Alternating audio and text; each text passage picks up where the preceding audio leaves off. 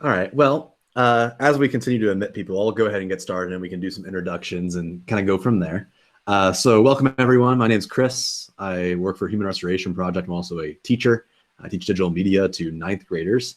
And today we're hosting a pretty cool professional development event surrounding virtual and hybrid activism. So talk about how students getting involved in activism in our new virtual and hybrid based spaces. And if you're not there, you'll probably be there very soon. So we have a pretty interesting format here. We're going to start off with some introductions in a second. And then from there, we're going to go into some breakout rooms. In your email that we sent out, there should be one of 3 different links to a slightly different video platform based off of your last name. We can kind of sort that out as needed depending on our numbers. But make sure you just refer back to that here when we transfer, that you know where you're going, or else you're going to be left behind.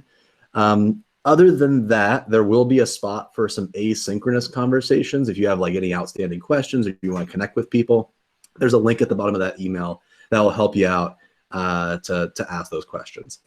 So without further ado, we can just kind of like go around our different presenters here to introduce yourselves. We'll do like Inspire Citizens, then pass it over to Evan, then over to Out of the Blocks maybe, and just kind of go through from there. So Steve, I don't know if you want to start us off and then just kind of pass the handle over. Sounds good. Yeah, guys, my name's Steve Sostak, co-founder and co-director of Inspire Citizens, although now there's 3 of us. I don't know, is that tri-director? I'm actually in Chicago right now. I was a classroom teacher for 16 years, taught grade 4, 6, and 8, taught some journalism, taught global citizenship, Chicago, and then I went international to Peru, to Malaysia, and to Beijing, where Inspire Citizens started. So today's going to be a great opportunity. You'll get to know a little bit about the why of Inspire Citizens, and then we're going to kind of transfer that why with Donna, who is our co-director of Global Youth Media, and we're going to look at how we can answer those questions through ethical journalism and really like radio activism. So thank you for having me. Okay, I guess it's Out of the Block's turn. Yeah, my name is Aaron Henkin. I'm here in Baltimore with my co-producer Wendell Patrick, who's on the call as well. We do I work at the local public radio station, the affiliate here, National Public Radio affiliate in Baltimore, WYPR. And several years ago, Wendell and I co-created a documentary series called Out of the Blocks, which has got a kind of an unusual premise. And we ended up actually kind of dovetailing with Steve and Inspire Citizens and turning what we do into an educational tool, which we're going to tell you about in the breakout sessions. But I'll turn it over to Wendell to talk a little bit more about what Out of the Blocks is, what it sounds like, and what it's all about. Yeah, good morning. So I'm Wendell Patrick, and I work with Aaron on Out of the Blocks. When you listen to the program, it's really an audio documentary soundscape where we make it our mission to meet and interview every single person on a particular block, and then to tell their stories.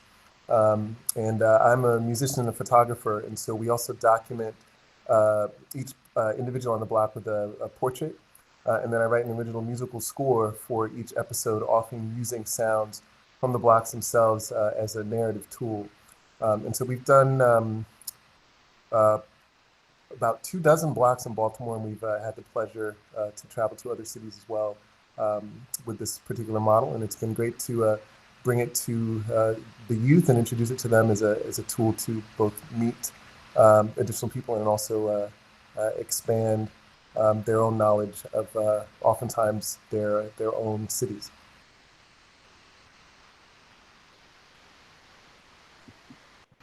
Your beats in the continue the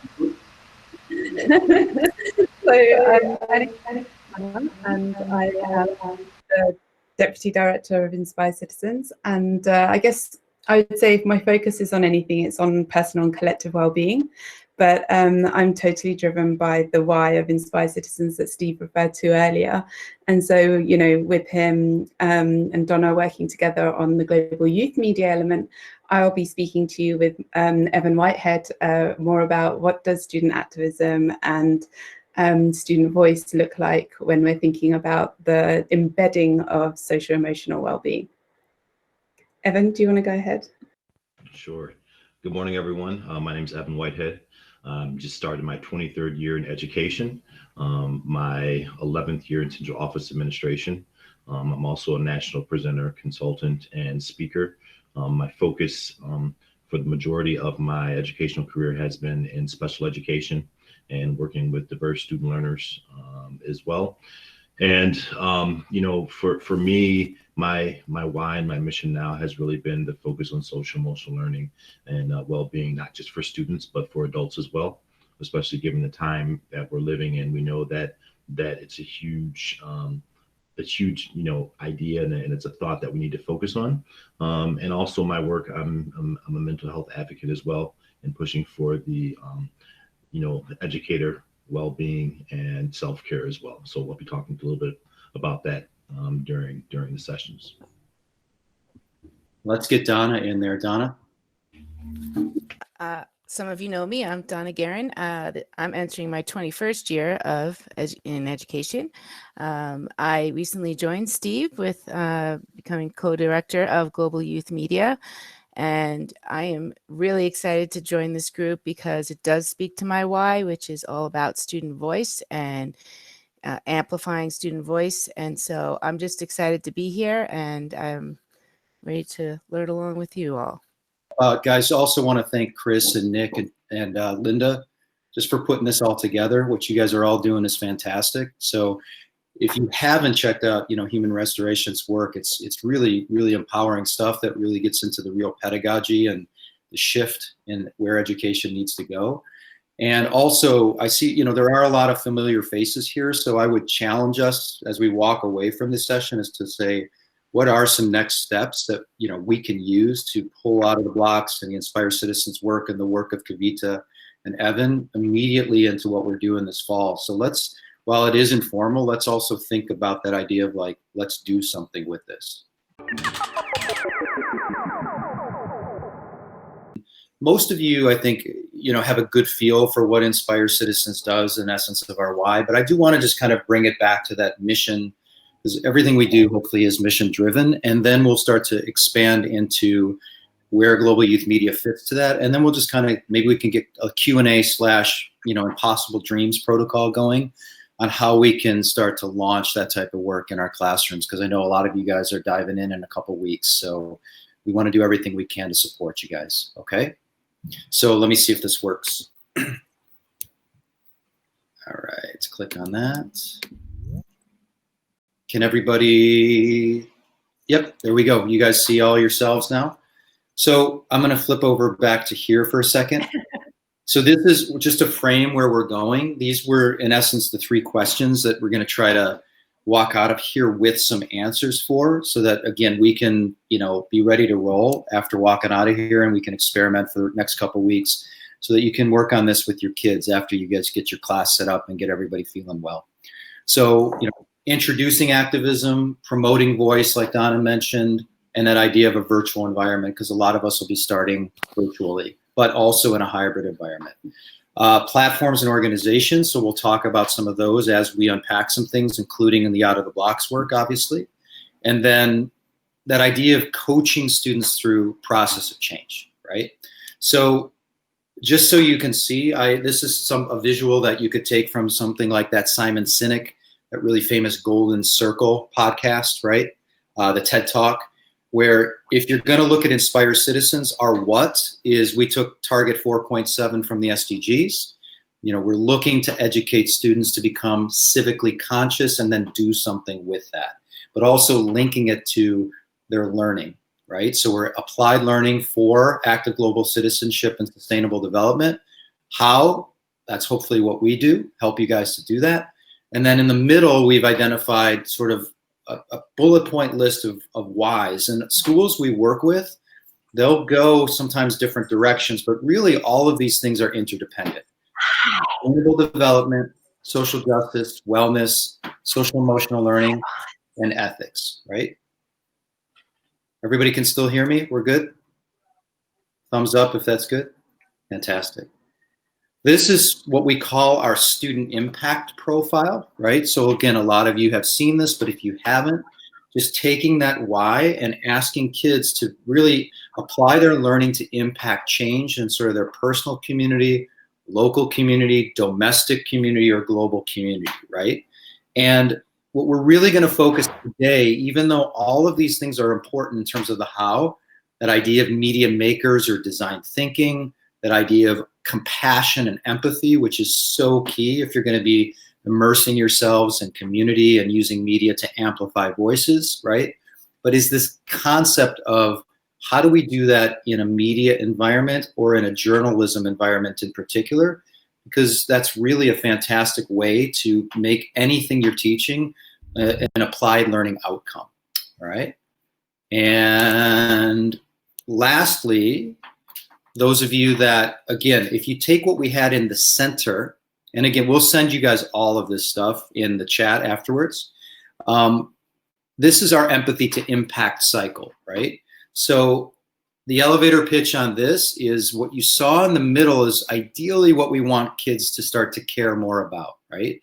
Again, personally, locally, domestically, nationally, or globally, right? And it could be sustainability, ethical discernment. I want to build my character and my intelligence in that realm, social justice, and wellness.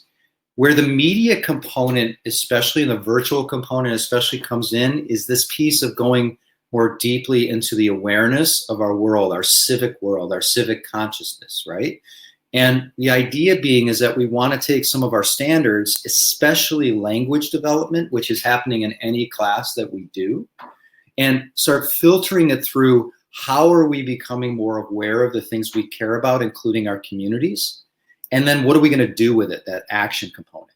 So again, this we're going to share with you. Every single one of these that has an underline actually takes you to a hyperlink that is sort of our go-to first resource to help kids and teachers unpack those particular elements, right? So that should be very helpful for you guys. Okay. Donna, I'm wondering if this is something that we'll probably talk about within our discussion of global youth media, but Donna, do you want to kind of give the elevator pitch on global youth media, and then we can just sort of have a roundtable talk? Sure. So I'm not as good as Steve at the presenting portion, so I'm going to try to do my best here and just speak from the heart. But basically, global youth media is amplifying student voice through a media lens. It is all that is Inspire Citizens, but using that media lens as a focus. And so we are doing things like photography and videography, podcasting. This particular slide is actually a really good overview. It kind of puts it all into one central location. But on the left-hand side, you'll see in over there are the different labs that we're going to be offering. And so out of the blocks is getting students out into their neighborhood to interview people on the street, and that storytelling component, just getting to know your local community and being able to craft those follow-up questions, which are so important. Photobomb is our street photography. We've already been in touch with several experts in the area that do this for a living, and so I'm really excited about this, just to get that into the classroom and use photography as storytelling. Debate for Impact is really awesome. I actually had a chance to do this, and Julia actually joined us this past spring virtually, and it was really amazing just to have the students be able to not just debate on a topic and just who won the debate and who gets the blue ribbon per se, but it was more about getting students involved and really engaging them in active listening.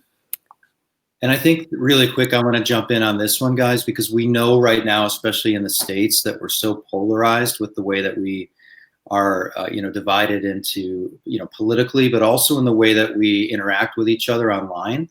And the adults don't model very good behavior for the kids, right? So getting them to move from this concept of understanding two sides of an argument or two sides of an issue, and then actually giving some tools to move forward in action that compromise, mediation, et cetera, so that they actually, again, the goal with anything with Inspire Citizens is to move the needle, to do something with the learning that is going to be a positive piece, towards your community or towards yourself, right? So I think this is a really powerful one. We've done this in China with really great success. Donna, you want to talk about this one? Oh, sure.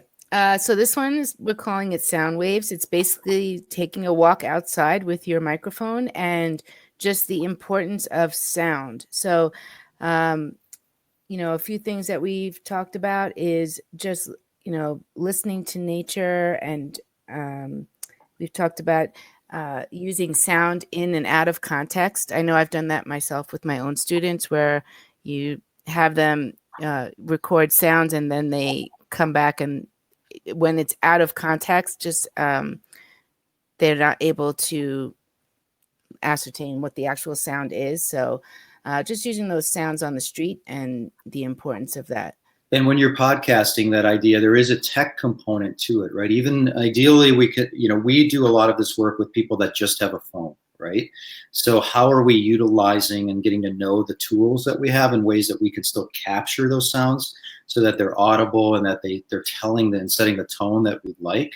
And it's just a great way also, I think it's a great way for wellness, and that idea of reconnecting with nature and space and even silence, which I'd like to even add to the slide, is this idea of like, how do we record silence and allowing for those breaks for certain moments, in our recordings to, bring that heaviness or that chance to breathe, which I think is also really important.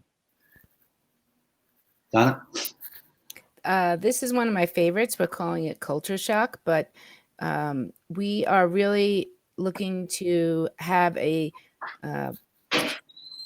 platform so that students from around the globe can all have a place where they can discuss things. And so we've talked about doing roundtable discussions with students from around the globe on just things that they're passionate about. So, for example, maybe let's just take basketball, for example. So, they're just going to have a group of students from all around the globe, and they're just going to talk about hoops and what it looks like in their country, and just have a place where they could share their more about their country and their culture, and developing that compassion.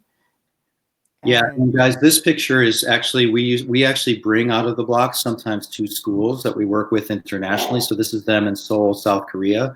But the picture says a lot. You've got Wendell, a Black American, and you've got Aaron, and this idea of they're bringing their unique culture and their unique experiences from their past and their diverse, voices and the things that they do to Seoul, which is a really shocking place, right? So the fact that Out of the Blocks, who goes into all of these fantastic city blocks in the States, coming to Seoul and then utilizing their experiences to teach kids and to, provide these immersive experiences. So the key word there is an idea of immersive, right? And I think it's just a really fantastic way that you can still do it virtually, whether it's through photography or just doing something like we're connecting classroom to classroom experiences.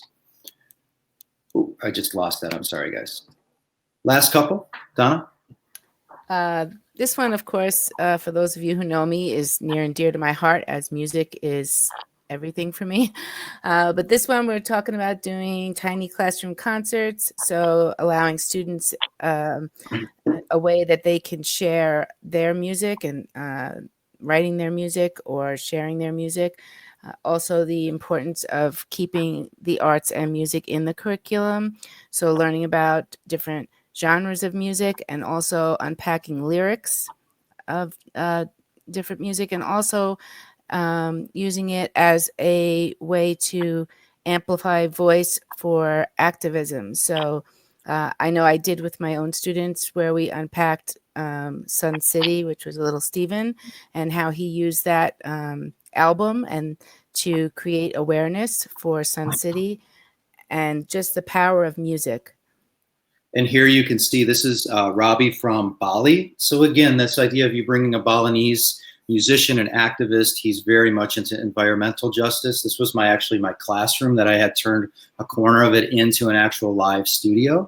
And then the students could bring in musicians or artists to share their stories. They would interview them, and then we would actually publish that. Again, that's something you can still do virtually if we can connect your students to artists and or musicians, which we can help you do. Last two. This one is called Word Splash. And so this one we're talking about the spoken word and how important that is, and also the elements of poetry. So we're talking about slam poetry. Again, just the importance of the spoken word and integrating that into media. And here you also see radio drama, where we have kids. I know, like, my daughter is a huge theater fan, so she's been really pretty down about not being able to do a live play coming into the fall necessarily. So how do we teach screenwriting, and the idea of voice and radio drama is such a powerful medium as well. And we really took the idea of impossible ideas from TED Talks. We know that a lot of schools are using TED Talks, but then the question is, are we using them well, and are we really teaching the arts of creating the visual to support, that deep thinking and the expression needed in a persuasive TED Talk? Lastly, the last one is play-by-play, which is documentary filmmaking. So myself, I've actually had a connection with a gentleman named David Fidel, and he does documentaries. And so we're looking to possibly let students unpack documentaries, and then be able to interview experts and find out a little bit more about what goes into documentary filmmaking. And personally, I'd like to see this one actually cross over with the music one, and perhaps do like hometown documentaries where you can talk about music and the importance of music in your own hometown. Awesome. So that, guys, that just gives you a little bit of an overview. One last component, and we'll send you this too, is as you're teaching your kids, just like you would in a readers or writers workshop, you want to make sure that we have those ideas of mentor examples, right? So if we're going, that's one of the reasons that we, partnered with Out of the Blocks, was if we're going to take kids into the neighborhood, let's get the expert in the room. Let's get Out of the Blocks to help us unpack their fantastic podcast. And then it allows the students to see, where they could, in theory, go with this, and be creative. Obviously, kids want to innovate from things, but remember that innovation is also taking something that already exists and finding your own way to utilize that in your context, right? So this is just something of when we deconstruct, like if we were using a mentor text, we're going to go through these 5 components. This is actually from the Center for Media Literacy. Just put it into a pretty poster. And then as we're constructing, we're thinking about those same things, so that, again, this ties back to formative assessment. If kids are creating a piece of media, they should be able to intentionally discuss what they were trying to do as authors. What is their format in terms of why they chose the format they did? Who was their audience? What do you want your audience to get out of that? The content and the themes and the tone, etc. And then that purpose piece of really realizing that for us in Global Youth Media, a lot of our purpose is advocacy and awareness and really moving the needle on sustainable development.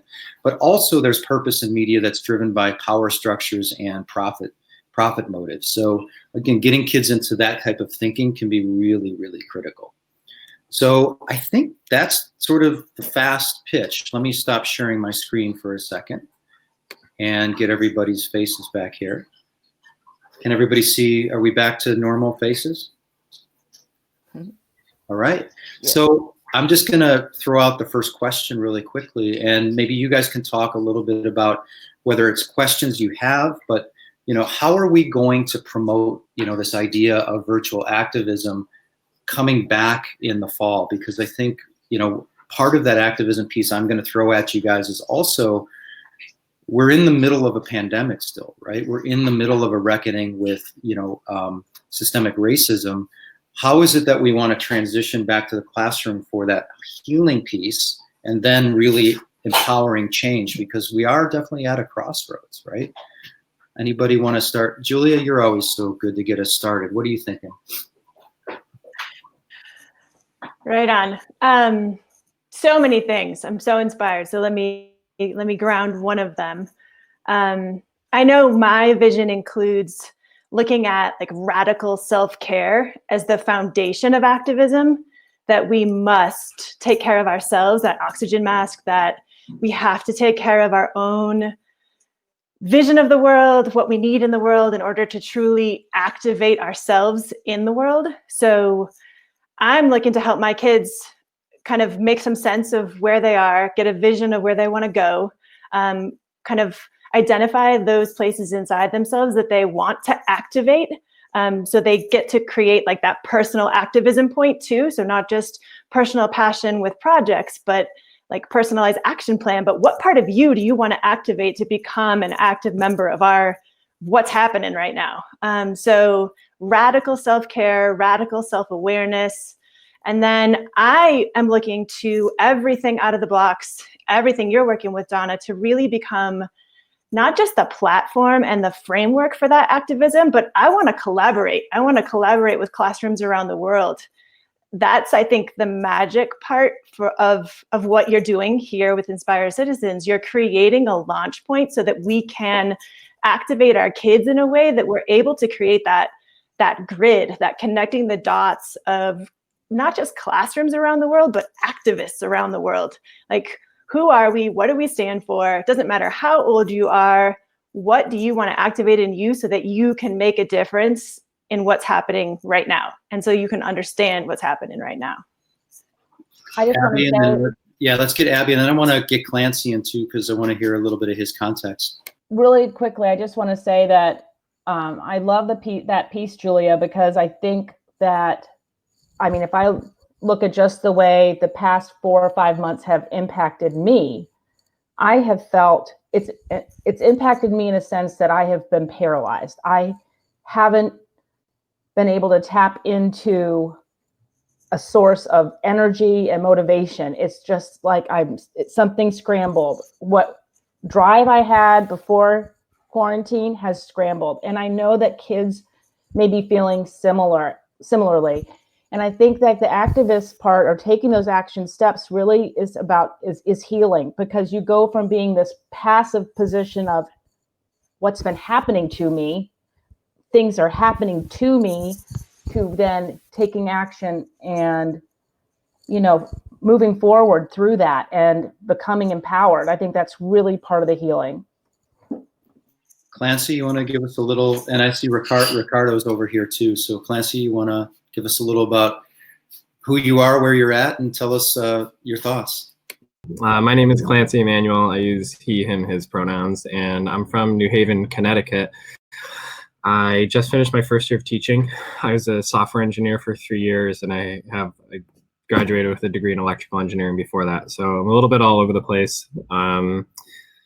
And I teach at a private school. So 6th grade is still in the elementary school, and it's the highest grade at the school. So it's 11 and 12-year-olds. And I'm coming at it from a perspective of having only recently been engaged in activism myself. So the combination of being new to that and being new to teaching and not understanding always what's developmentally appropriate for kids, that's something that I'm trying to be really cautious of, and also still wanting to bring that energy into the classroom. So I have a co-teacher, and she's been at the school for 8 or 9 years, and she's lovely, and we're talking frequently about what the plan is, because like if we have face shields and masks and like all this stuff, how are we gonna build a community if we can't be really close to one another? And like, how are we going to teach math if we can't? It's a big old mess. So we're trying to just be slow and realistic about heading in. And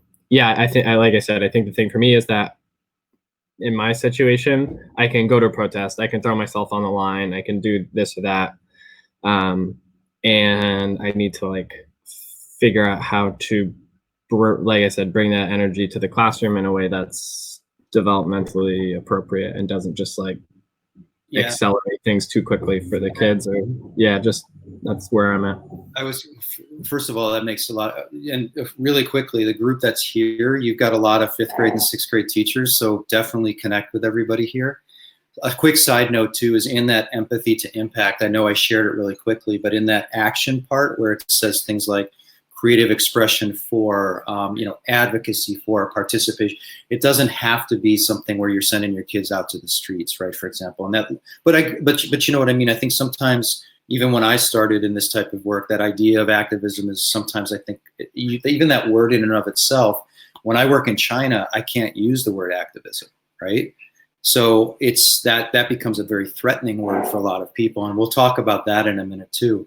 But we'll send that to you. It'll give you a lot of very, ideas of ways that can really, I think, not only bring kids together, but give you a lot of pathways for ideas, right?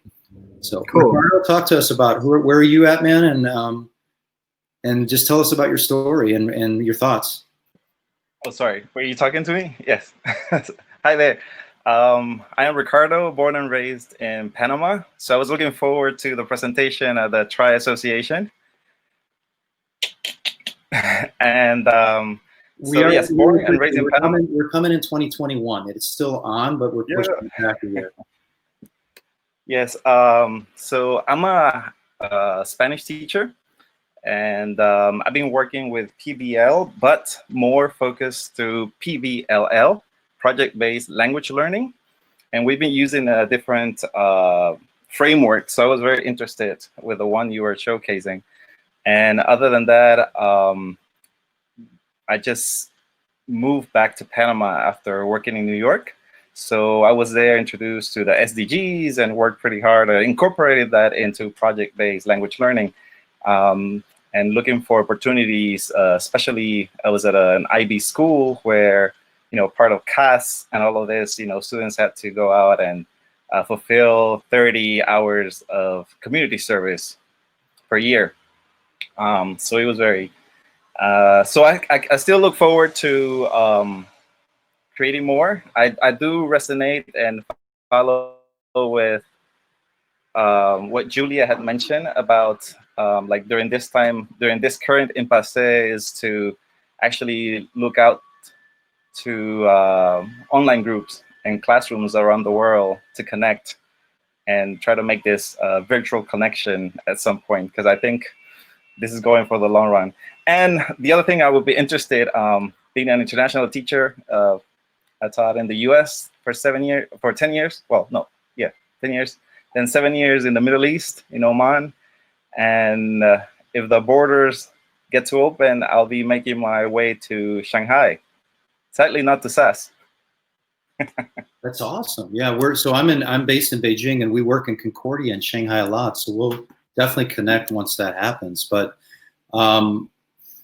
fantastic to meet you. Donna, do you want to talk briefly about how we saw this idea that Global Youth Media is a great way with to start connecting world language teachers, but also amplify, and the way we're looking at, I don't know if you know the WIDA standards. Do you know the WIDA standards, Ricardo?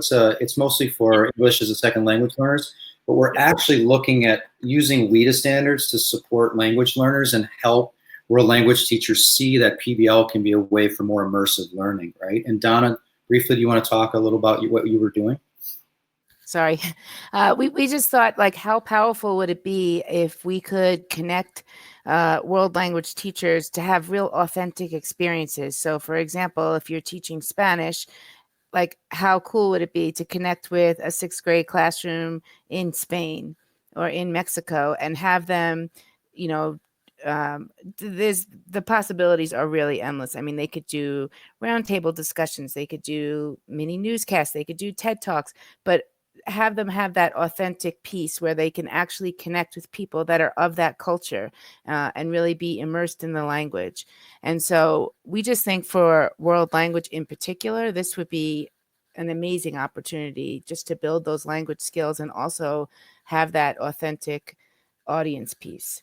So you should definitely, we should definitely follow up with you, because I think you would find that to be a really great experience just to connect those classrooms. Yeah, I'd love to get Clancey connected with everybody. And Ricardo, we also are working with a group in St. Louis, sustainability coordinator, a school there that's also a Spanish teacher and the head of the world language department. So let's get that connected as well. Clancey, you wanted to add something?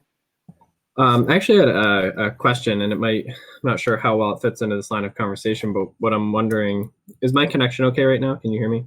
Okay. What I'm wondering about is there seems to be a lot of outward conversation going, and I'm wondering if you could talk also about like the inner work of like answering the question like who am I, and like identity exploration with the kids, if that's part of. Does that make sense? Most definitely. And let me show you quickly two things, because we're going to be moving here. But this was part of what I wanted to share as resources, right? So, and I'll put these again, these will be follow-ups. So here, for example, is Teaching Tolerance. I don't know if you've seen Teaching Tolerance. They have some really wonderful social justice standards, but you notice how they speak with identity first, right? So it's really that who am I question first. And now if you can, link those to the types of, media or work you're doing, it can be really powerful. And then you move into diversity, justice, and action. Another one that I use a ton is from this VIA character organization of looking at, what are my sort of ethical components? And the beautiful thing about this is, again, you hover over this and they work as I can statements, right? So again, if I'm bringing this into a media, I can utilize this type of meta language then to connect those pieces of how this is exemplifying this type of maybe character trait in myself, or also identifying the stuff that I might want to enhance, in terms of like growth, right? Last one that's a really good one is from Emory University and the Dalai Lama. They put together this type of framework, and they have statements in a whole language built around this.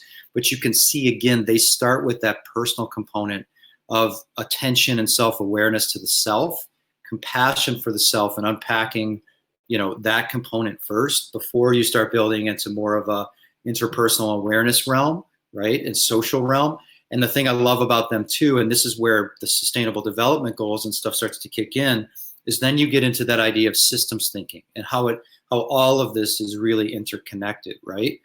So a lot of this, right, really depends on how you want to sort of approach the meta language, I think, with your classroom. I would say, for me, I've been using all of those frameworks for a long time, and I kind of can now know how to pick and choose and bring certain ones in at the right time. But thinking about maybe choosing one of those, and then I always say, if you link them to the sustainable development goals and targets, for example, I just stopped sharing my screen. This here, which a lot of our team knows, but I just want to show you, at the global goals, right? So for example, here, then I can click on this, and it's really helpful because this takes me down to the target level, right? So a big one that I use, for example, with my students a lot is this idea of how am I promoting voice, not only my voice, but maybe the voice of an underserved community, in this case, globally, women, but like, what does that look like locally or in my own community, maybe my own school or maybe my own family, right? And, those can be really powerful ways to start that, that idea of making that move from the internal to more of the local and global, right? And Julia, you were talking a lot about that. Do you want to add on? I think you hit the nail on the head. I really, it's just about like that framework to build voice and activism in kids from the inside out and the outside in. So they're not just making sense of the world around them, using the SDGs as that launch point, but they are grounding them. They're like owning them inside themselves. So they're accessing their own activism points, their own, as you said, Clancey, like that identity, like what is it in you that you want to bring out right now, and how does that connect to what's happening in the world? Clancey, does that make sense? If we send you some of those things too, will that be helpful? Yeah, I wrote down the links too. The Emory University one, I couldn't like jot down the link enough, but it's called it's called the SEE, Social Emotional Ethical Learning Companion. The companion is that PDF piece, and I would just recommend just zipping through that. But again, often what I'll do is I'll take a lot of these groups create resources that can be great launches in terms of like doing a one-off in your class, but I try to find ways to embed that language into the culture of the class, right? So it's just a little play between that and stuff. So Abby, what about you with that internal piece or that identity piece? Well, I'm kind of taking that in, and I think that the work that I've done last year with my girls group and the SDGs was really powerful. And then it kind of got, we didn't get to actually have the follow through with the campaign we were doing at our school because of leaving school in March. But the idea of like what Julia was saying, of our students being able to personalize and make and see something in their local communities, not just the SDG target point applied to a global sense, but actually really narrowing the focus and bringing it into our own backyard is extremely powerful. And after some of our conversations, Steve, that's how I started.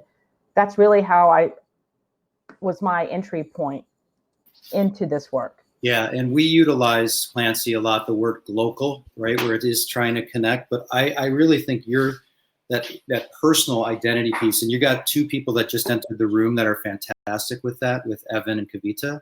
So I'm going to pass the mic to them. So you guys are staying. Donna and I are going to change at the top of our thing to Human Res 2. But we can continue this, like, whatever you need, man, just from Twitter or anybody. Ricardo, please contact. I want to get a hold of you before you go to Shanghai or if you're in Panama. And Donna, we have to move. Hey, Steve, can I have a real quick request? Yeah. Can I have you post in the chat that link to the that SEE framework from Emory?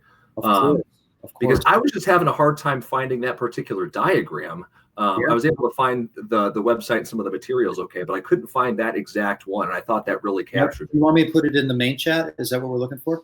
If you could just put it in here, and then maybe I could jump it over into the main chat too when we get done with it. But that sounds good. Donna, do you want to make a move to room 2, and I'll be there in a second? But thank you both so much for this one. All right. So hi everyone. Obviously I introduced myself earlier when we were in the Google Meets room, and I think I've got Evan in here with me too. So it's great to be here in the room with you. We've got about 19 minutes together now, so I'm going to sort of go ahead and share with you the kind of angle, I guess, that Evan and I are taking with the key questions that have been put forward by the Human Restoration Project, and sort of really talk about how we're going to approach this work that we're doing together today. But Evan, I wonder if you wanted to say anything, share anything from the previous group or anything like that.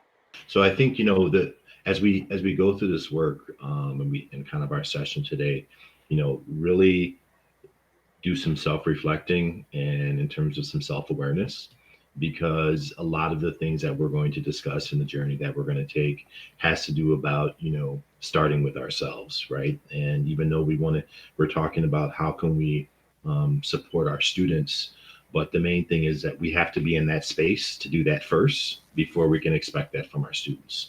So, as we talk about some things, especially specifically when I'm modeling and creating an opportunity so the students can see what we're doing, but also safety is something that we're going to talk about as well, because with everything going on in the world, we want to make sure that we are doing things to build a climate of safety for discussions, and also for students to feel free to become advocates for themselves and to speak up and to have that voice. And oftentimes as educators, we forget about that. We kind of think that we own the classroom or the building that we work in, but we forget that we're there, and all that space is provided for the students first and foremost. Thanks, Evan.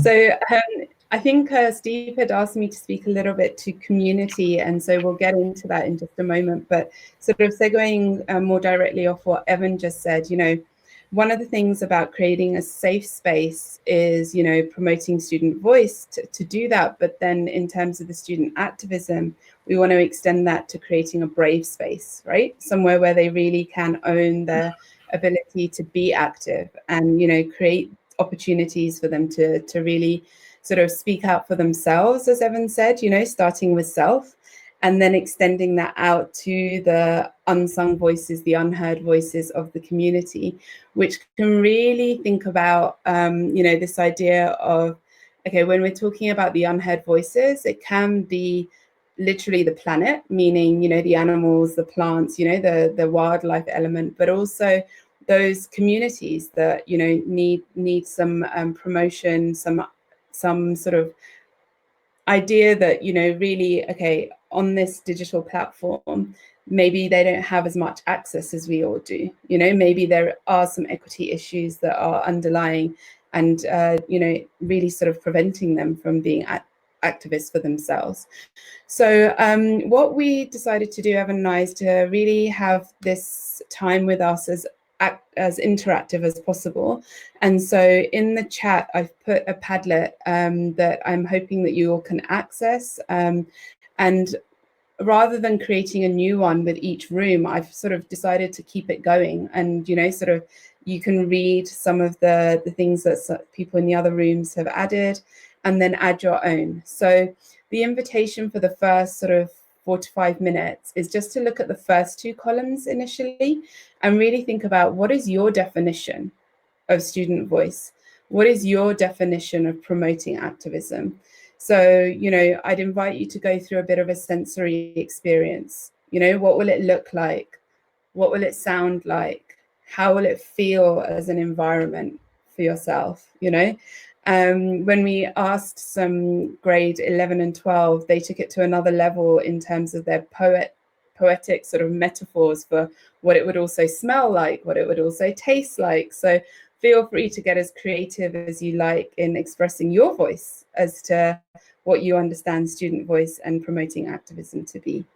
I love being able to shout out when you see something and it really like sparks you. So can we make it extra interactive? And as we're looking, be like, whoa, check that out. I love that. And then just tag on. Is that okay, Kavita? I would love that. Julie, you don't even have to ask. Just do it. Just do it. Just do it. Right on. Thanks, Evan. I don't see any naysayers in the room right now. No. So, and thanks for the praise, Nick. I appreciate it. do as we say, right? Do as we say. Right on. Well, then I'll start. I love, for me, especially someone who really values the art of language, it's powerful for me to speak the words that I'm feeling or speak the words that I see mirroring one of my thoughts. So to have created a platform here where we're able to share with each other like vocally and type and like get a note down on a Padlet that I'm going to be able to look at in the future is a super powerful tool. It especially allows for those kids who are more like reflective. Like every kid gets to experience their own education, their own sense of activism in their own way. And I have kids who are amazing writers. I have kids who are willing to stand up and do slam poetry. So I just appreciate the openness of this particular activity and your, I guess, vision for how to create that internalized sense of activism that is able to reach outward. You know, that's Thank you so much, such a great point, you know, because, you know, you hit on a lot of topics right under that umbrella of self-awareness, right? Knowing our strengths, knowing what we're good at, knowing how we're able to, you know, express ourselves and understanding that, you know, that's okay if it's different than someone else. But and also utilizing different forms of media to do that. And I think that's so important that we have that understanding and we create that and help our students understand it about themselves because it also provides them that sense of self-esteem to be able to have the confidence to go out and do some things and be that activist and be very, very self-advocating for themselves as well and knowing what they need and knowing what they want and how to get there. So agree. And hopefully no one minds that I just keep piping in. I actually am thinking about creating like sentence stems for kids, like that whole vision of radical self-care. I know that a lot of my kids don't have the language they need to express what they're feeling or what I say to them, hey, what do you want to activate? They're going to look back at me like, what are you talking about? Right? So if I provide them some sentence stems and actually teach them the language of wellness, like it's math, like it's Portuguese, like it's a different language, because we don't, I'm going to backtrack. We're not as good at doing that in schools yet. So I really feel like we need to teach them the language of self-care, wellness, and as Clancey was saying, just identity. Who are you on the inside? You know, you may be wearing a physical mask on the outside, but what other masks did you put on during this pandemic, and which ones are you ready to grow out of? Where else are you wanting to go? Have you seen Ashanti Branch's masks project, Julia? His name is Ashanti. Yeah, I love that concept. Yes. Of who we are. You know, yes, I love it. And then world-facing mask. Great points. Yeah, but how crazy ironic, but not, because it's all with perfect timing. We're literally putting on masks right now. Yes. Like every kid's going to have a different mask. Yes. And we get to use that as a way to activate a different lens and a different self-understanding and self-awareness. There's so many gifts all along this path. It's insane. It's so crazy. I love that attitude, Julia, to see everything that's happening as an opportunity, right? An opportunity to deepen your relationship with your students. And that's really sort of, a big driver for everything I do, as you all know, those of you that know me in the room, that like it's all about relationships. It's all about, okay, how can I get to know you a little bit better? Like, what is your why? What is, what gets you going? What are you excited about? All of this kind of thing. And also helping and supporting to, as you say, have the language to talk about it, to be able to sort of take something that you say and then develop it further. And I love the embedding of social emotional language in everything that you just said, because, as our students come into the classroom, wearing these masks potentially in the hybrid sort of setup, some will be wearing, masks that they've designed for themselves, and some will be just wearing the surgical masks. And what does that say? What does that mean? How are they feeling about it? And being able to connect with them on that level will be so important, I think, because, and again, I know that a lot of you have heard me say this before, but what a way to make the students feel seen. What a way to make them feel like you're hearing them. And most importantly, what a way to make them feel valued. Because just by being there, you've really seen them, you've really considered their voice and really given it value. And I think, again, that's something that's really important in the current climate with, the Black Lives Matter movement and things like that as well, because unfortunately, that's where we need to start having some of the safe and brave conversations. What value are we giving to another? So I am having a look at the Padlet and seeing some great ideas coming up. So we officially have another 7 or so minutes in this room. So I wonder if I can invite you all to sort of start thinking about the technicalities around what we're doing, and maybe add some platforms, some organizations that you come across that you feel are really going to support promoting student voice and introducing activism. There's already some ideas on there, and feel free to add questions, to really think about that. I'm sure that Donna and Steve spoke to, podcasts and other sort of forms of communication that are widely used in this time to really sort of open up voice. And so, feel free to add some of those on there. But I am also going to sort of go straight into looking at the coaching and really thinking about how are we going to be proactive in coaching those students to use those platforms. So, once they listen to it, what are they going to do next? And how are we going to provide that framework of questioning to say, okay, whatever we invite you to interact with, let's reflect on how it's changed you. And then let's ask you, what are you going to do about it?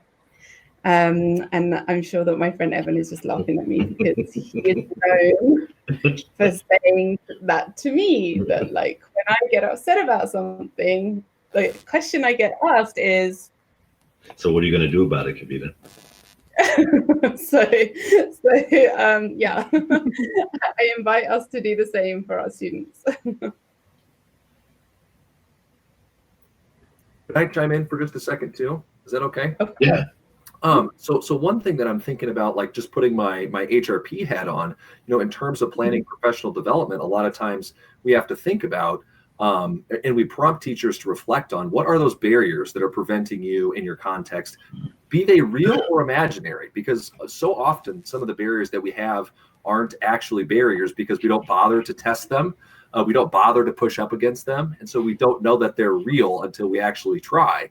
But one sort of way I think that these frameworks help us overcome those real and imagined barriers is that, in a sort of standards-based world, kind of thinking about the realpolitik of, curriculums in schools is, there are so many different frameworks that we can connect any of this work to, right? Teaching tolerance, SDGs. Steve in the previous group just linked to some SEE frameworks and universal, I had a YouTube video pulled up of it, universal values. So there's not just one set of standards that we all have to be beholden to. So there is great appeal for me, right, as someone who thinks from that PD lens and trying to help teachers overcome those barriers is, well, how can we use these frameworks as a way to convince administrators and curriculum directors to see curriculum differently? And that maybe has a trickle-down effect on what we can do in our classrooms. If we can connect an activity to a different set of values and standards, we can really sort of push the pedagogy in a positive direction. So that's just a reflection that I kind of had looking at the different platforms and organizations there on the Padlet too. Thank you so much. I appreciate that, because I think you're right that, it's about how we use the tools. And one of the things that Evan and I discussed this morning is how do we make sure that when we're thinking about the use of technology, it's not as a replacement for pen and paper. Like how do we really lift up technology to become a tool for activism? And, some of the ideas that we thought about were things like, really sort of making sure that when we're engaging with things like that, we're really sort of using it to share out, but doing that in a responsible way. And again, I'm sure that Steve and Donna sort of touched on that a little bit, that the thoughtful consumption of media, the responsible production of media. And then also, as we said earlier, empowering others with their voice, with their sort of absent voices, not being in the room sort of thing. Thinking about, what's important to the students and using our position of influence in a positive way. And some of those ideas have come from, one of our good friends from our Twitter PLN, George Kouros. And so, I'd invite you to check him out as well as an organization. I'm not sure if anyone's put him on the Padlet yet, but there are a lot of good ideas as to how we can do exactly what you were just describing. So thank you for that. Oh, also, I have another question. So I'm noticing that there are a lot of people who already know each other, and I don't know a single person in any of these meetings. And I hear you saying, which I'm excited about. I'm not like, oh, for me. It's just like there's a lot of like language and wording going around that I'm unfamiliar with. So I was wondering if somebody could fill me in on what's your why. Where's that come from? Sure. So for myself or for others? Just the general language. Like I can kind of intuit, but I'm wondering if there's like a deeper framework that exists that is part of that I'm unaware of. Right. So for myself, my personal why is to be the best me that I can be for the benefit of others. And so how that shows up is to really think about, okay, what does it mean to be well within myself and how to model that to inspire others. And to that end, I've become the Deputy Director of Inspire Citizens. So you met Steve and Donna. Steve being, like at the beginning, he was like, well, there's 3 of us. I'm number 3. And Donna's just joined us for the Global Youth Media sort of arm of Inspire Citizens. So that's me, I guess. I wonder if anyone else wanted to join and sort of explain their why. I'll jump in. Surprise. So Clancey, I think in addition to asking specifically about personalized whys, I think you're asking about the language of the why. And that's Simon Sinek. Like everything points to Simon Sinek. I just dropped the link in the chat. He's the one who Steve started with earlier with the circles, and it had the why in the middle and then the what and the how, which is a perfect transition to what Nick was actually asking. Like, how are we going to get all this into our classrooms? I think that's the key right there. I think as soon as we start having conversations, and now we're having to have those conversations with not just our kids in our classrooms about their why, like helping them access their why, but we're getting to talk with them about, okay, so let's look at this from a systems perspective. That's SDG work. Here's a framework. Here's a system for understanding the world. Technology is a tool so that you can access that system. So we're actually kind of framing our learning with kids in a different way. And that why, how, and what, I think that's that target image is what can help kids zero in on how they fit in the world. It helps them understand their own access point for the system, the learning, I would say the pedagogy for me, but I think that's that's the bigger why question I thought you were asking. Thanks, Julia. Just a sort of administrative thing. Evan and I need to move to the other room in 2 to 3 minutes. So, please feel free for everyone to continue the conversation. Yeah, we'll be sort of moving into the next room soon. But it was so great to see you all. Thanks, Thank Kavita. you. That was great, Kavita. Thank you, Evan. Thank you. Thank you. Bye. Bye. Thank you. You're waiting for us. Okay, hey, here we are. Last meeting, we jumped in and they were still there, and we felt we were like, hey. What's the etiquette? Okay, cool. All right, so hi, everybody. You guys all did you get a chance to introduce yourselves to each other? That's what we're kind of doing in between the session there, yeah. Yeah. I see there's Ricardo, Clancey, Abby, Julia, Nick, and me and Wendell. So, Ricardo, you want to say hi? Tell us where you are, what you do. Hi there, I'm Ricardo. I'm originally from Panama. I'm right now in Panama, and I've been just looking forward to continue working with project-based language learning and using different empowering students to become true solutionaries. Ricardo in Panama, good to meet you. Clancey, let me have you say hi. Hey, I'm Clancey. I use he, him, his pronouns, and I'm from New Haven, Connecticut. And what do? I take care of my garden out back, growing some tomatoes, some eggplants. I like to play music too. And I think the question you're really asking is I teach 6th grade at a school over in Fairhaven, which is just like a neighboring neighborhood. So, yeah. Sounds like a good life. All right, good to meet you, Clancey. Abby, let me have you say hi. Hi there. I'm Abby French. I am in Woodstock, Virginia, which is about 90 minutes outside of Washington, D.C. I teach 6th grade U.S. history, and I've been on a quest to just make teaching and learning much richer for all classroom participants. And this is one of the ways. I'm really interested in the out of the blocks portion of this, global youth media. So excited to work with you guys. Good to meet you, Abby. Julia, let's have you say hi. Hi, I'm Julia. I teach 6th grade language arts in Evergreen, Colorado.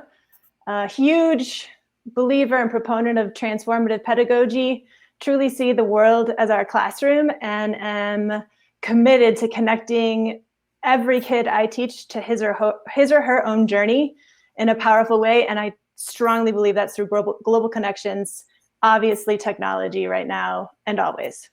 Excited to be here. Good to meet you, Julia. Nick, let's have you say hi. Yeah, I'm Nick in Iowa.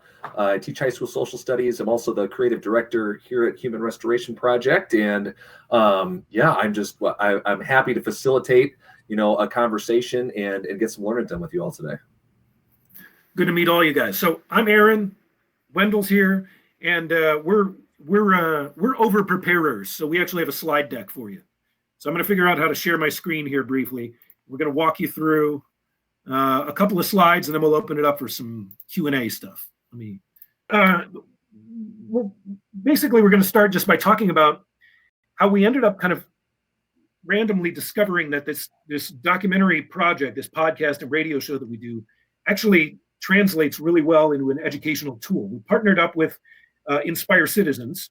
They actually brought us to Seoul, South Korea last year for a week.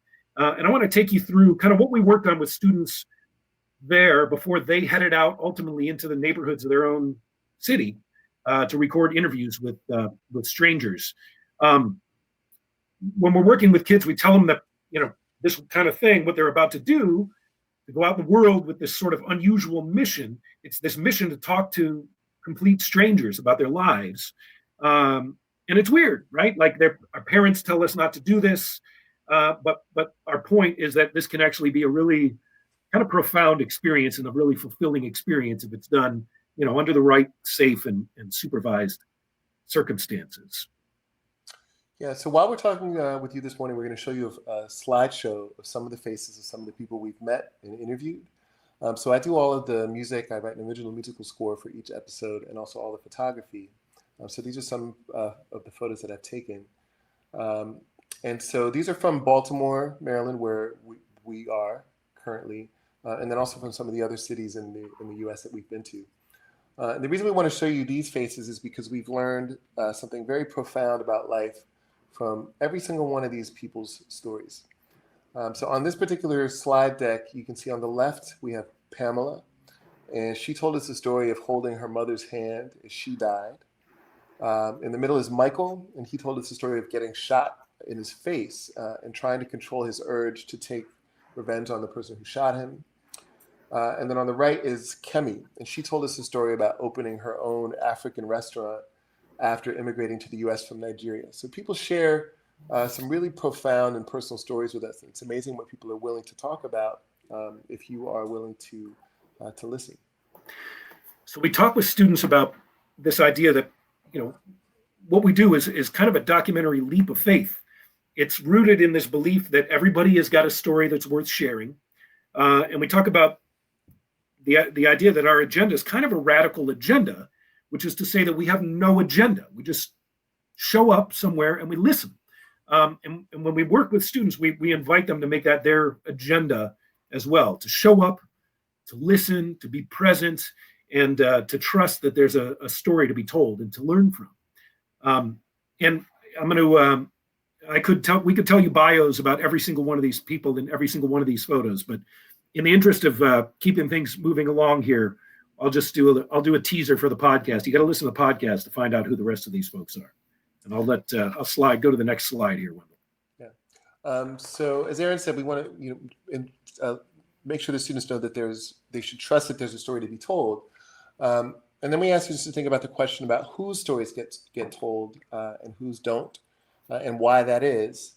And we let them know that this is their chance to go out into the world themselves and be the new answer to that question. And really, they only need 3 things to get started.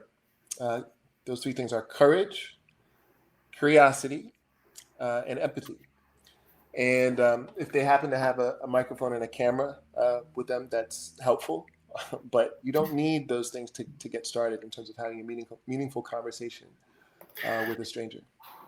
So we let students know that when you do this kind of work out in the community, when you meet someone that you want to interview, the first part of that encounter with that person really isn't about interviewing them.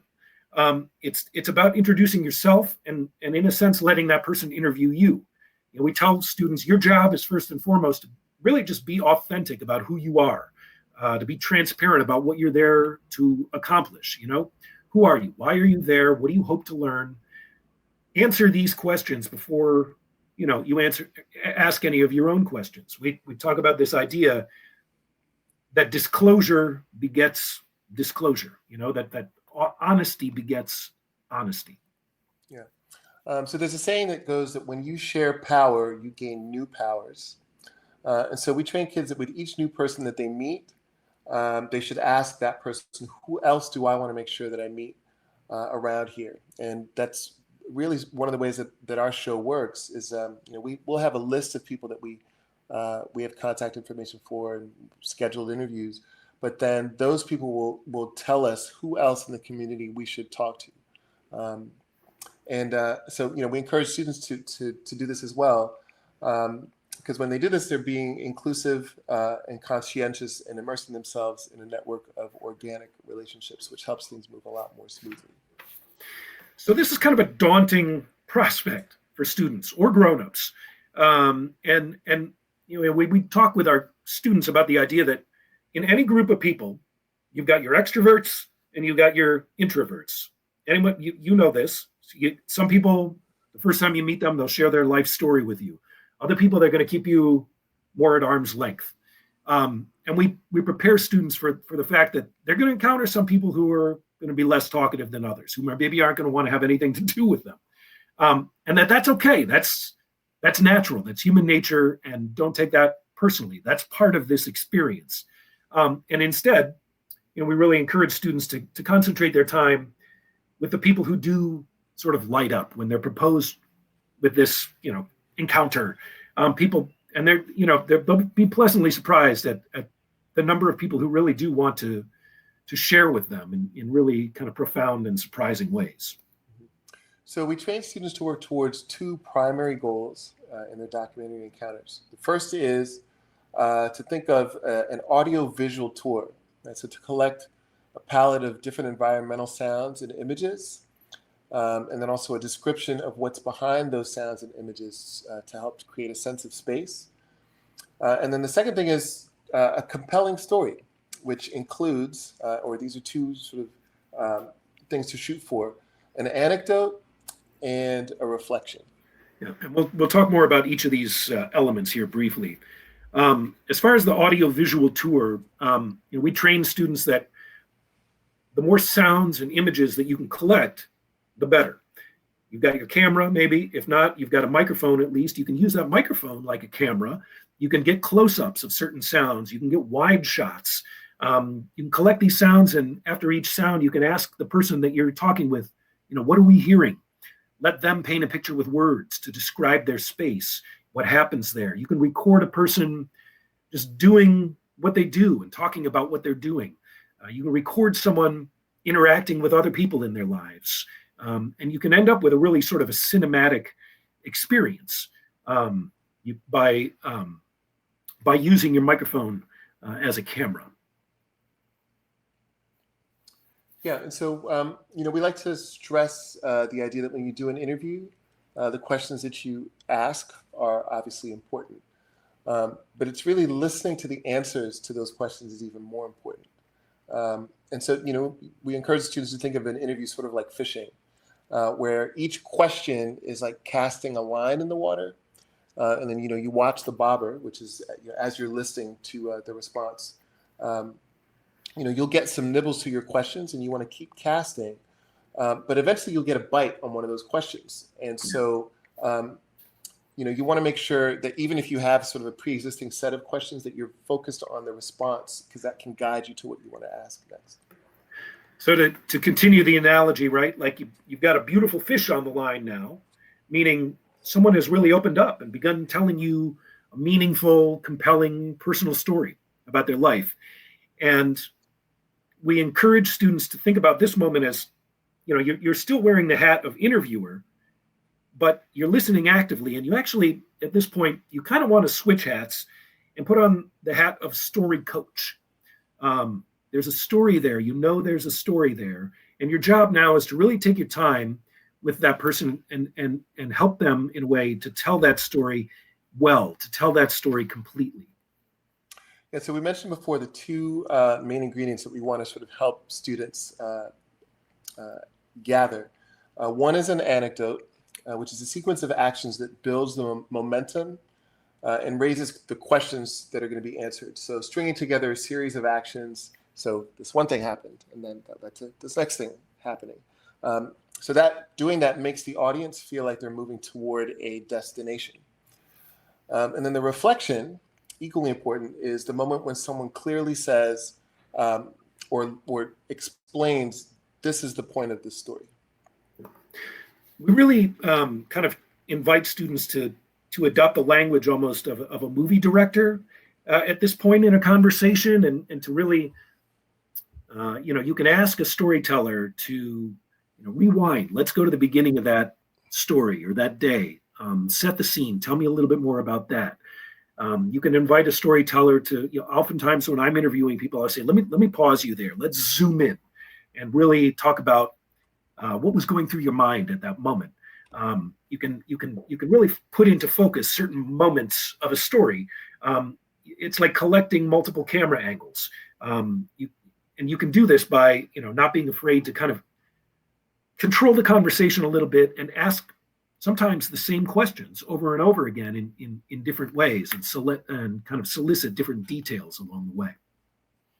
Yeah, and so for the reflection, we also train students to help their storytellers verbalize the significance of their stories. So again, sort of asking what is the point, but in different ways. So you can ask the interviewee, you can ask what do you think you learned from that experience?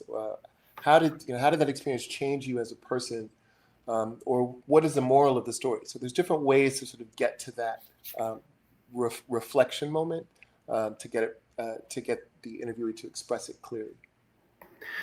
So we ask a lot of different questions. We work with students to think about a lot of different kinds of questions that prompt people to tell stories. But really, we tell kids, when you're doing work like this, every question you ask is essentially just another way of getting at one essential question, which is, tell me a story about your life that helps me understand something important about who you are as a person. Yeah, and we talk about the fact that sharing a story is, you want to think of it sort of like planting a seed, right? Just like when you plant a seed, there's no way to know if anything's going to actually happen as a result. But we can tell you, every single person who's been inspired to tell a story, I know this is true for me, that their inspiration came from them hearing a powerful story from someone else. And so, for me, sort of my love of stories and hearing and telling stories came from listening to my dad tell me stories when I was a little kid. And I think we all sort of recognize, the power behind that. And so we like to think that when a student invites someone else to tell a story, that student, in a way, is paying something forward, and that person, will hopefully extend the invitation down the line to the next person. So there's a theory out there that it's the secret wish of the soul to be interviewed. That no matter how skeptical someone might be, at some level they're curious about participating with you, and with students. What students are doing when they do this kind of work, we tell them is kind of getting people past that initial skepticism.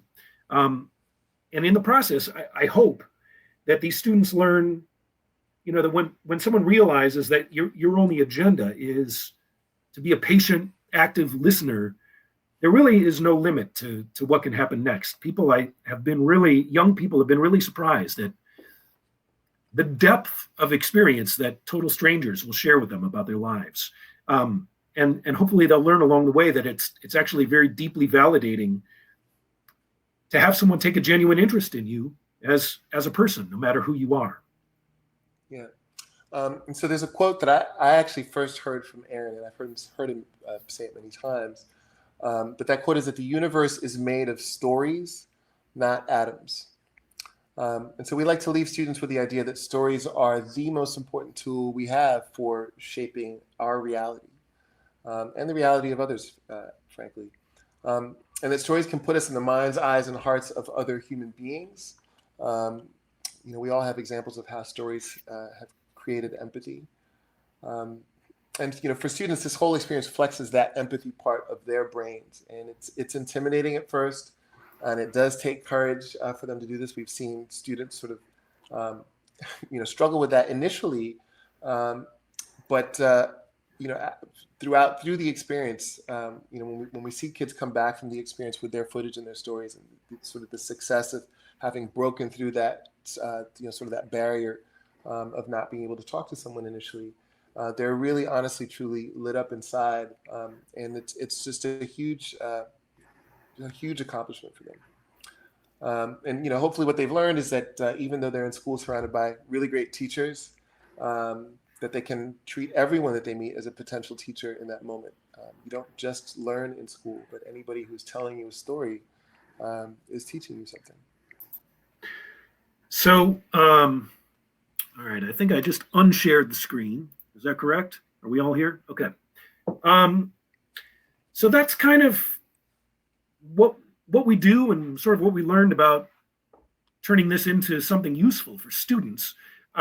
We're happy to hear your thoughts, your reflections on, sort of what you're doing in your own sort of educational environments to broaden your students' horizons, to get them out of their classroom bubbles, if you will, to answer any questions you might have about, why or how we do what we do.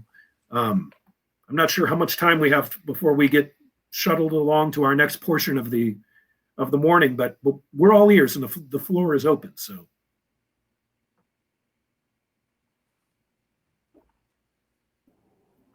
I just want to say, well, hello, because I'm just a huge fan of what you do and why you do it. And I have to say that, like, thinking about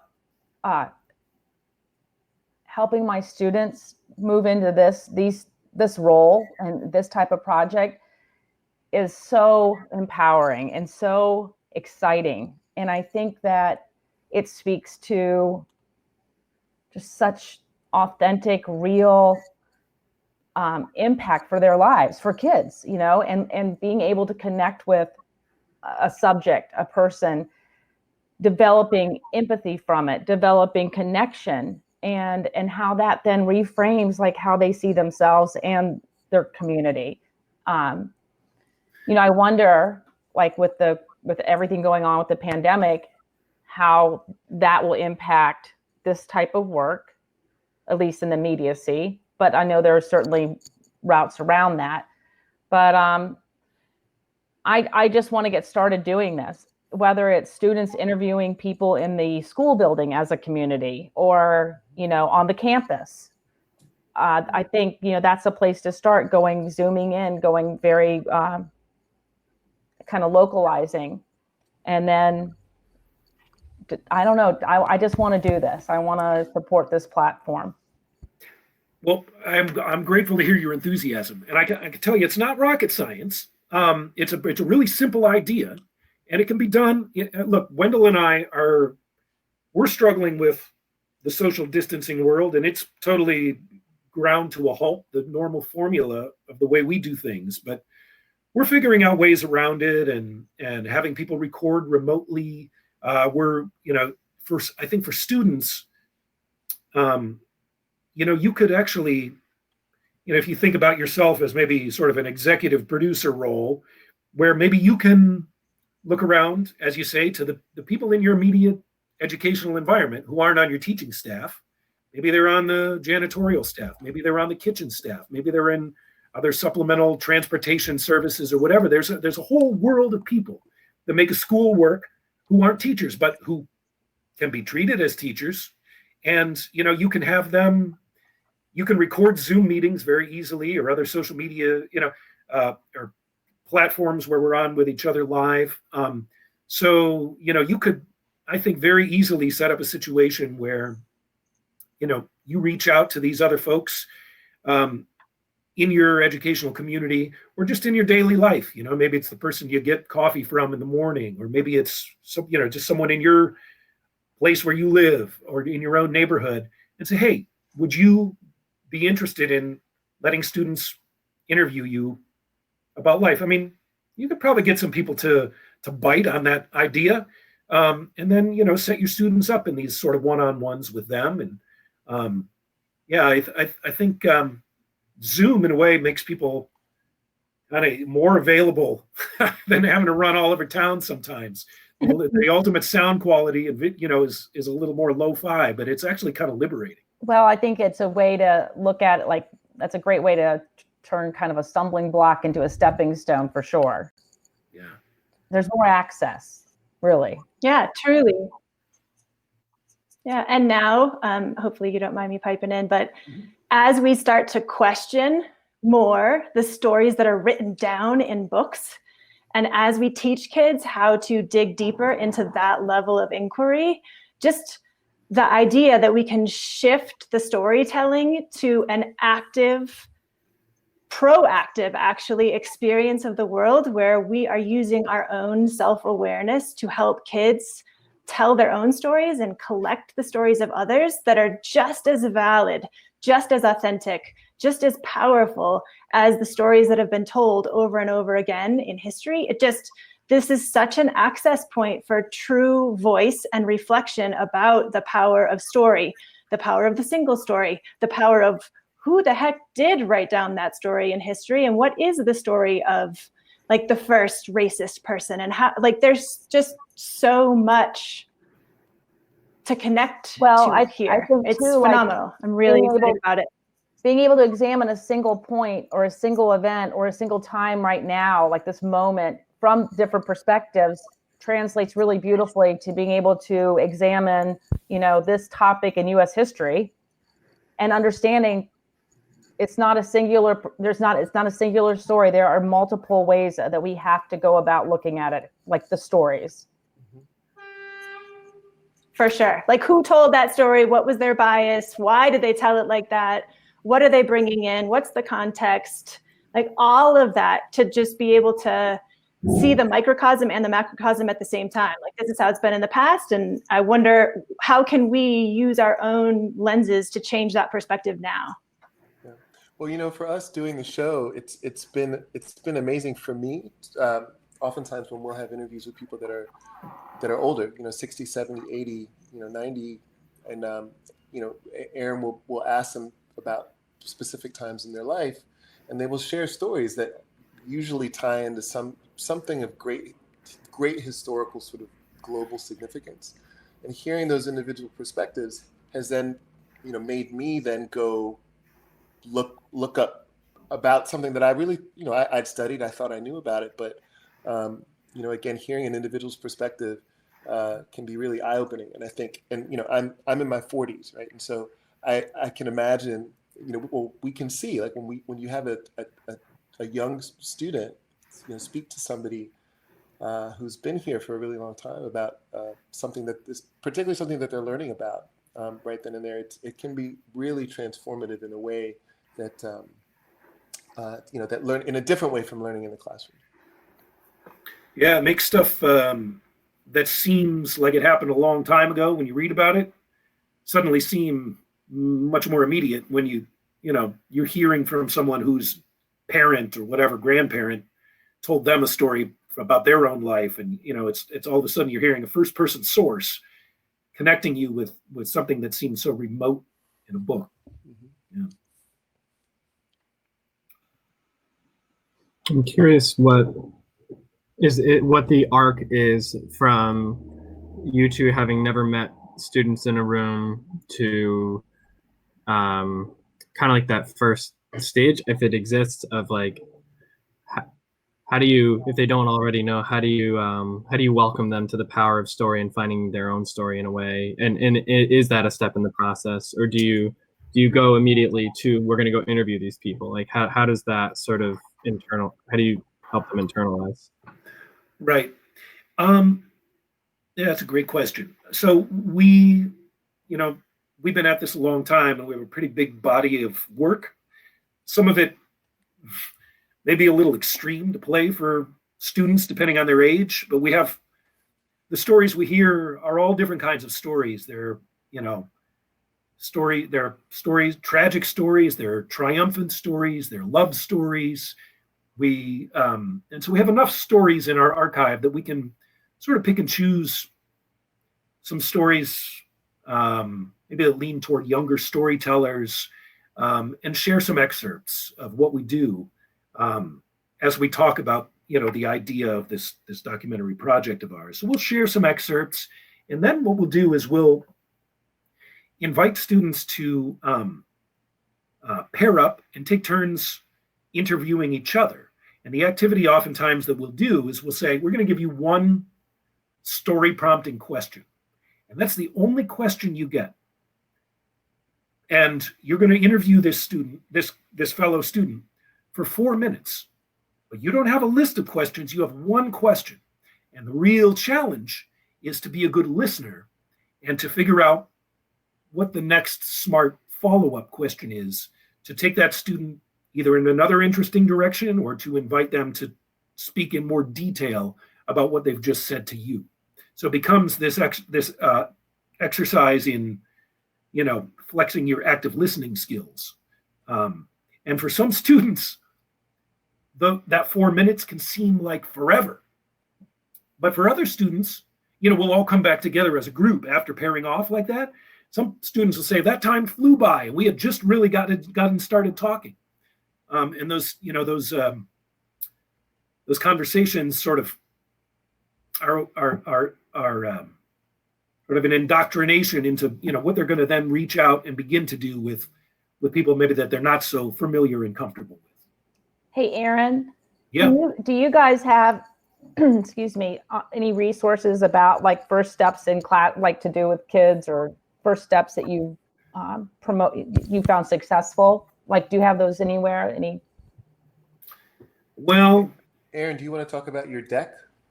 Oh, the deck of cards. Yeah, there's a deck of cards where I've got one here. This was a random little moment of inspiration, but we made, this is a deck of playing cards, right? Like it's a normal deck of cards. You can play poker or whatever you want with them. But on each card is a different ace I keep up my sleeve in my mental Rolodex of questions that prompt people to share stories about their lives. Like this one says, what mistake do you make over and over again? Here's, what can you do today that you couldn't do a year ago? And we actually bring, before you even bring out suggested prompts like this, you can really go through a brainstorming activity with students about like, what makes a good question? What kind of question really invites someone to tell a story about their life? There are, obvious questions that are not going to go too far, which are like random informational yes or no questions. And then there are also questions that, maybe we'll get sort of vague philosophical answers from people that are kind of like mushy, squishy answers. Like, tell me your thoughts on, the likelihood of world peace, right? But then there are those questions that really ask in not so many words, like, tell me a story about you, about your life,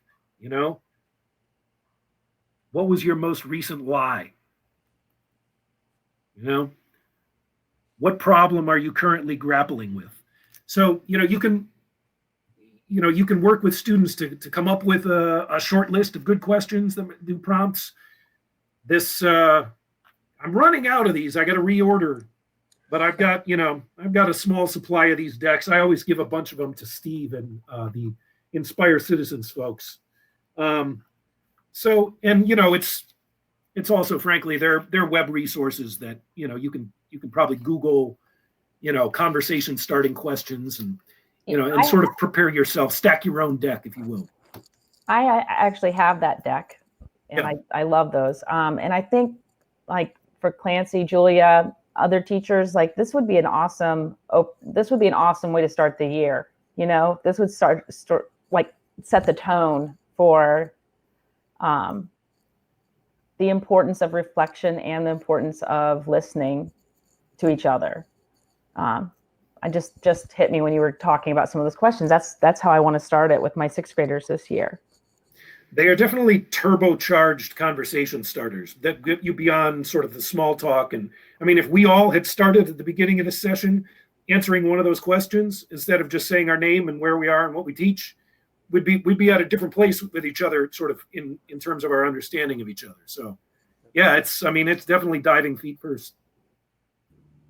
Yeah, Clancey. I sort of have a question that might generate a vague philosophical answer on your part, but it's just something I've been thinking about recently. Have you thought about like the interplay between like vulnerability and equity, if that comes up at all in your work, or like, I don't really know quite what I'm asking, but that's just something I've been thinking about recently. I'm curious if that resonates with just being around so many folks and generating a vulnerable space.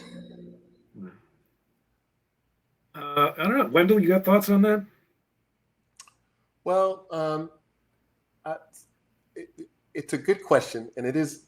I mean, I can appreciate the vagueness of it, and so my answer might be equally vague, but I think it will somehow relate.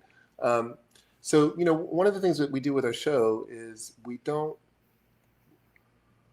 Well, first of all, we try to go places that don't get sort of a lot of coverage in general, or if they do get coverage, the coverage often tends to be negative and very specific. When quite frankly, most people are just living their lives anywhere they happen to be, so going to places, and we also try to go to places that we don't necessarily know well ourselves. So there's a certain amount of vulnerability on our part, just in terms of like it takes effort to put yourself somewhere where you yourself don't necessarily feel completely comfortable, or you don't really know what sort of the outcome is going to be, and then it requires vulnerability on the person of the the people that you're meeting to open up to you. It's one thing if you meet somebody or you have a conversation with someone at your local grocery store who you've seen from time to time. It's another if you're having a conversation with somebody who's never seen you before, doesn't know why you're there. Maybe they think you're a police officer or someone from the city. It takes additional time to sort of break down those barriers. Of course, that's not time that students or a school necessarily has. But when we were in Korea, for example, and we took these students out after these initial steps that Aaron described, where students interviewed each other. For them, this really, yes, it was in their community, but these people were total strangers, and so they had to sort of deal with being vulnerable themselves. And it was kind of fun to watch at times. There'd be sort of this group of 5 kids, and you'd see these people walking towards them, and you'd see them all sort of huddle up and say like, "Oh, I think we should talk to these people." And by the time they got the confidence, the people had walked past, and then it was up to us to sort of explain to them that those people made eye contact. They were curious about you as well. They were interested in being vulnerable. So then it got to the point where they would initiate conversation, and sometimes people would then say, we're not necessarily interested. And then it got to the point where they were actually able to get people interested who had said that. And so, I think it becomes sort of a much broader sort of human experience of interaction than just sort of like, interview somebody and get a story. And another thing that I wanted to mention is, so Nick, I saw you asked a question about the photographs. So those photographs are not student photographs. Those are mine. But we did have students go out in teams with cameras as well, which allows people to do, in a team to sort of play to their strengths, right? So you have, again, people that are more introverted or extroverted, so that maybe they want to ask more questions. So we try, in my group, I know that I try to get everybody involved sort of in the interviewing process, but there are some people who, found that their sort of skill was getting people to come over to be interviewed, sort of gathering people up. There were other people who took photographs. There were other people who actually did the interviewing. So they would switch off doing these different things, but they would then learn sort of what their strengths were, what they enjoyed doing the most. And then they would all come together at the end to sort of put together this project, which is similar to what Aaron and I do. We have our specific skills that we both bring to bear for this particular project. So it also inspires sort of this idea of teamwork, and then there's lots of really great points of intersectionality that I think the students can lock in on. That was equally vague, was it not? Yeah. Yeah, it was. But hopefully it relates to that. Yeah, it's interesting to think about also the interplay between like speaking from wounds versus scars, like with kids who aren't necessarily practiced interviewers, like asking a question that's like, whoa, like I'm not like, that's I'm not telling you that, or like Yeah, wondering, it can't be a totally clean process, right? Like kids must come back and be like, shit, like I asked this question I really shouldn't have or something. Like, yeah, and I think that's fine. You know, I mean, I actually think that that's good. And you know, I'm sure Aaron, you know, could tell you stories about things that have gone great, or you know, I mean, I remember when we were in, Aaron, where was it when we were speaking to that veteran? Was it in Detroit? Was that Detroit? Or Which veteran? Detroit? The one who had nothing to say until you turned the microphone off. Oh, right. That was in St. Louis. Yeah, and he was like 90. Was he 92 or something? He was World War II veteran. And with the whole time we were recording, he was just kind of humming and hawing and said a couple of platitudes, and we just sort of were like, well, this is kind of a bust. And we thanked him and turned off the microphone. And then what he started telling us basically about like saving an entire platoon. And so, you know, there's always the fact of making a recording of something is always going to change that interaction as well. And that's something that's an interesting thing for students to learn as well. Yeah. So I think we're probably like hanging on longer than I think the rest of the group might be in a wrap-up chat right now. So I guess you guys have a link to some sort of, what does it say, asynchronous something or other? Yes, and Aaron, I can tackle that too, because I've been talking to Chris just separately. So I think the idea is that as participants, we can just dismiss like from here, and as session leaders, you guys can go to the session leader room just to kind of break down some things with Chris and post some materials and stuff. But then I think we would ask if we want to continue the conversation. I mean, continue that on Twitter. You guys are at Out of the Blocks 1. I think there's a 1 on the end of that too. Right. And then if you all want to join, I posted a link to a discourse, which is basically an online message forum. So a lot in the ways that we got the Padlet from the other session here too. So it's almost asking the same questions because great minds think alike, I suppose. Just prompting, you know, what platforms or organizations can we utilize to help us engage in this work? How do we coach students through this process to make meaningful change? How do we introduce activism and promote student voice in a hybrid virtual environment? So just ways that we can move beyond the 240 or 280 characters of Twitter and actually have a conversation in the discourse. So you might have to create an account on there, but if you want to continue that asynchronously after this, then I think that's it. But otherwise, man, what a powerful set of conversations today. So thanks, Aaron and Wendell for sending us off into the end of the weekend thinking about the power of stories.